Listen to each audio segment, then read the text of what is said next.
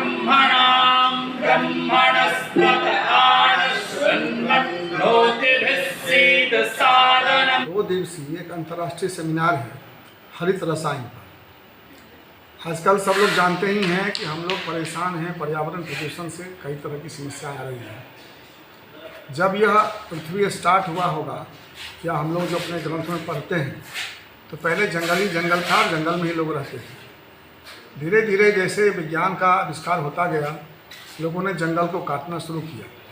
तो ये कोई बुरी बात नहीं थी कि कितना जंगल काटना चाहिए, कितने काटने से हमको कोई दिक्कत नहीं होगी, इस पर ध्यान नहीं दिया गया। अंधाधुंध जंगल कटाई हो गई और विज्ञान का अंधाधुंध उपयोग होने लगा। सच बात यह है कि आजकल अभी लोग कहते हैं कि विज्ञान के विकास के कारण ही हम लोग विनाश के कगार पर पहुंच गए हैं, लेकिन ये सच नहीं है। सच ये है कि लोग अपने लोभ के कारण लोभ संवरण नहीं कर पाते हैं, इस कारण से विज्ञान का दुरुपयोग करते हैं और दुरुपयोग विज्ञान को बदनाम करते हैं। अब जब समस्याएं आ गई हैं तब पूरे दुनिया में हाहाकार मचा हुआ है और अब समावेशी विकास की बात होती है, सस्टेनेबल डेवलपमेंट। ये अगर पहले हुआ होता तो आज समस्या नहीं आती। खैर कोई बात नहीं है। अब समय रहते समावेशी विकास का मतलब ये हुआ कि विकास तो हो, लेकिन उस विकास के कारण विनाश कम से कम हो। नहीं हो ऐसा हो नहीं सकता है, कम से कम। उसी में जो हम रसायन शास्त्री हैं, रसायन विज्ञान ने ही सबसे अधिक आविष्कार किया। सोचने की बात है कि अगर आप सब लोग जानते हैं, अगर खाद का आविष्कार नहीं हुआ होता तो जो जनसंख्या विस्फोट है उसको भोजन करा पाते क्या? ज़मीनें घट गई हैं, जनसंख्या बढ़ गई है, लेकिन सबको भोजन मिल रहा है। यह केमिस्ट्री का योगदान है। अभी देखा हम लोगों ने देखा अभी कोरोना के समय में जब प्रलय हो रहा था तो यही केमिस्ट्री के लोगों ने दवा का आविष्कार किया जिससे हम कोरोना से निजात पा गए। पहले के ज़माने में हैजा होने से गांव के गांव लोग मर जाते थे। आज कैंसर का इलाज हो रहा है, सारी बीमारी का इलाज हो रहा है, लोग जी रहे हैं। यह रसायन विज्ञान का देन है।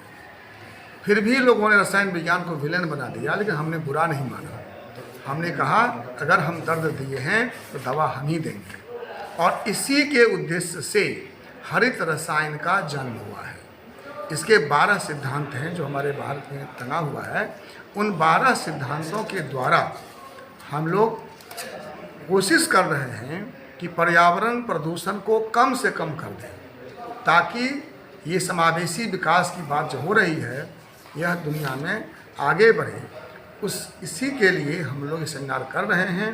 और चूँकि ये ग्लोबल प्रॉब्लम है, वैश्विक समस्या है, इसलिए हमने विभिन्न देशों से वैज्ञानिकों को बुलाया है। लेकिन सब लोग तो ऑफलाइन आ नहीं सकते थे, हमारे पास उतनी साधन भी नहीं थी, इसलिए हमने बड़े विद्वानों को ऑनलाइन मोड में बुलाया है। और आज से कल तक यहाँ हरित रसायन समावेशी विकास पर चर्चा होगी, ज्ञान की गंगा बहेगी, जिससे हमारे छात्र अनुसंधानकर्ता उसका लाभ उठाएंगे और निश्चित रूप से इसका अच्छा असर पड़ेगा। और सबसे बड़ी बात है कि आज हमारी सरकार इंडियन नॉलेज सिस्टम की बात कर रही है, पुराने सिद्धांत पर आगे बढ़ने की बात कर रही है। इसीलिए जो हमारे ऑर्गेनाइज़र हैं सोनू राम शंकर जी, उन्होंने प्रस्ताव दिया कि सर अगर हम इसको 4 भाषा में करें तो यह अधिक लोगों तक पहुंच पाएगा। जनरली हम लोग सेमिनार अंग्रेजी में करते थे पहले, केवल विद्वान लोग समझते थे। इस बार उसको हिंदी कर दिए हैं, दरभंगा में हो रहा है इसलिए मैथिली कर दिए हैं, और संस्कृत तो पूरे भारत की भाषा है। तो 4 भाषाओं में विद्वान लोग आएंगे ऑनलाइन मोड में और अपना अपना वक्तव्य देंगे, डिस्कशन करेंगे, प्रश्नों का उत्तर देंगे। और एक ख़ास बात हमने जोड़ा है कि हम लोग इस समारोह के ख़त्म होने पर शाम में पैनल डिस्कशन करेंगे, जिसमें हम 5-7 विद्वानों को बैठाएंगे, एक टॉपिक देंगे, उस पर सभी लोग चर्चा करेंगे और हमारे श्रोता उसको जो हमारे सहभागी किन भाषाओं में? 4 भाषा में, अंग्रेजी, हिंदी, संस्कृत और मैथिली। अच्छा, वक्ता जो हैं, आमंत्रित वक्ता, वो विभिन्न जगहों से आ रहे हैं। हमारे अमेरिका से भी वक्ता इसमें जुड़ रहे हैं, और साथ में उत्तर में पंजाब से अभी आ रहे हैं, गुवाहाटी से आ रहे हैं जो जुड़ रहे हैं इसमें, दक्षिण में कर्नाटक से जुड़ रहे हैं, और इनके साथ में एंटरप्रेन्योर्स इसमें जुड़ रहे हैं जिन्होंने रसायन विज्ञान को पढ़ने और सीखने के बाद स्वयं अपने कंपनी को खड़ा किया है। वो एंटरप्रेन्योरशिप बताएंगे, कि सिर्फ नौकरी लेना नहीं, नौकरी देना भी किस तरह से हम लोग केमिस्ट्री से कर सकते हैं। इसके अलावा एटमॉस्फेरिक साइंस के एक्सपर्ट आ रहे हैं, जो कि आजकल हमारे पराली के ऊपर जो हमारा दिक्कत हो रहा है, इसके विषय में डिस्कस करेंगे। और विभिन्न एस्पेक्ट्स जो हैं हरित रसायन के, ग्रीन केमिस्ट्री के, इसके ऊपर चर्चा करने के लिए भारत के विभिन्न प्रदेशों से इसमें वक्ता जुड़ेंगे। कितने? हमारे 16 आमंत्रित वक्ता हैं जो कि इसमें होंगे, और एक जो हमारे विशिष्ट वक्ता हैं वो पूना से जुड़ रहे हैं, और इसमें आकर के वो हाइड्रोजन एनर्जी के ऊपर, किस प्रकार से पानी से हाइड्रोजन को जनरेट करना, इसके ऊपर अपना वक्तव्य हमारे बीज वक्ता के रूप में दे रहे हैं। ऑनलाइन? ऑनलाइन। और विदेश से कितने आदमी हैं? विदेश से हमें अभी 2 आदमी इसमें जुड़े हुए हैं। एक सत्यज्योति सेनापति जो कि बायोचिप के ऊपर काम करते हैं, और साथ में एक है हमारे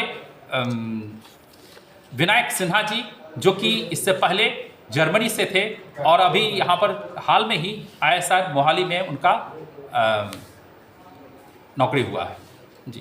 क्या नाम है? जी, कुल मिलाकर के 32 पेपर अभी इसमें प्रेजेंट हो रहे हैं, और पार्टिसिपेंट्स की संख्या अभी 400-450 के करीब हम लोग ऑनलाइन और ऑफलाइन दोनों मिलकर इसमें जुड़ रहे हैं। अपना परिचय दे दें। मैं सोनू रामशंकर, रसायन शास्त्र विभाग का प्राध्यापक हूं, और इस सेमिनार का संयोजक भी।